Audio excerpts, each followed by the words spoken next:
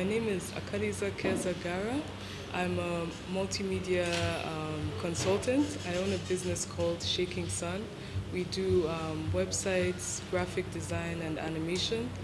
I moved to Rwanda in 2009.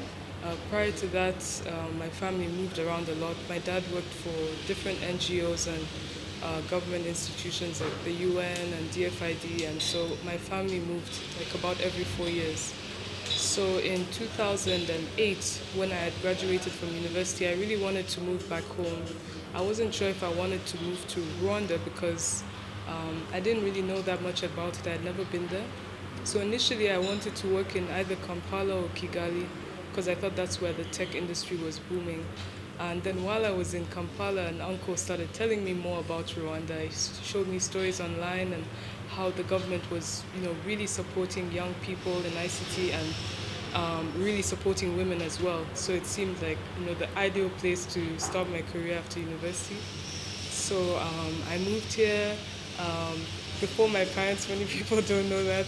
So I moved here and I met an aunt of mine, and everywhere she would go, I was just following her around and giving out my CV, trying to get a job. And then at one place, we stopped by one public institution, and they told us, well, we're just about to host a tender for a website developer, a 6-month contract, so you could try bidding for that. So I bid, and the good thing was while I was at university, I'd been working on the side, so I had already built up some years of experience. And so I managed to win that contract. Yeah, it was amazing, and that's one thing I really appreciated about the country because I feel like if I had tried it in another country, maybe I would have had to, well, either like have some connection or maybe without being too insulting to certain countries, probably have to like bribe someone to win a contract at such a young age. But in what I found is all I had to do was make sure that I had the qualifications that were asked for in the tender, and they also told me that I don't know if I should say this, but they told me that my bid was one of the cheapest. Yeah, but I was, I had just graduated. To me, it was a lot of money. I did, yeah, but I found out later, like, yeah. So I managed to win that tender. It was my first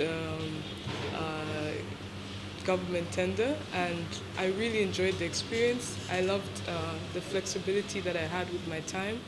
I was not being paid for the number of hours I worked, I was being paid for a deliverable.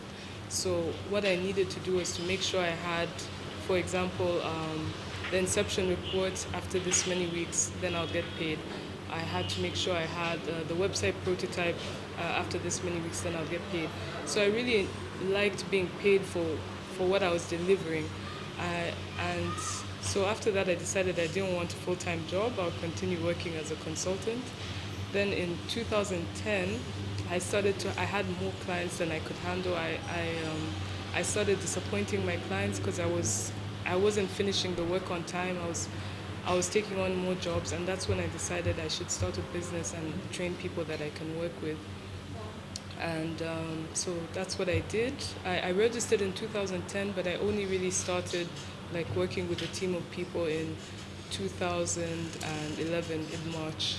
And yeah, and it's been really tough, but even now, if someone offered me a job, I wouldn't take it. To give us like a sneak peek of that event, the day you were announced to be the ambassador or to represent Microsoft Africa, how did it feel?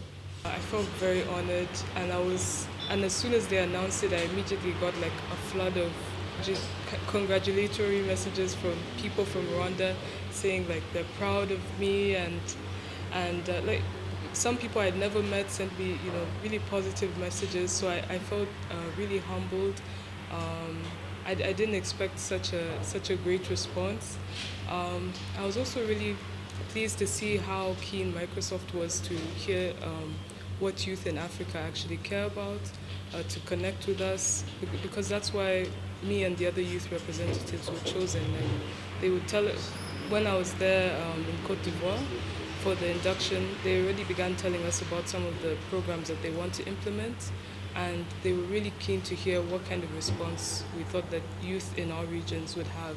So I was really impressed that they made that effort to connect with youth on that level. What was the criteria for you to be part of even the nominations, later on being the winner?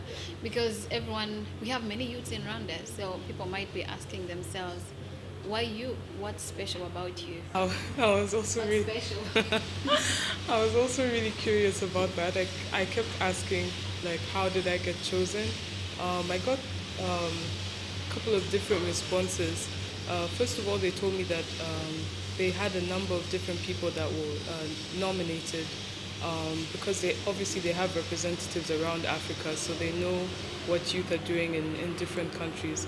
So in East Africa, they got a number of different people that were suggested, and I spoke to someone at Microsoft, and she said that what actually impressed her was when she went to my LinkedIn profile and she started reading about my different activities that I've done in Rwanda.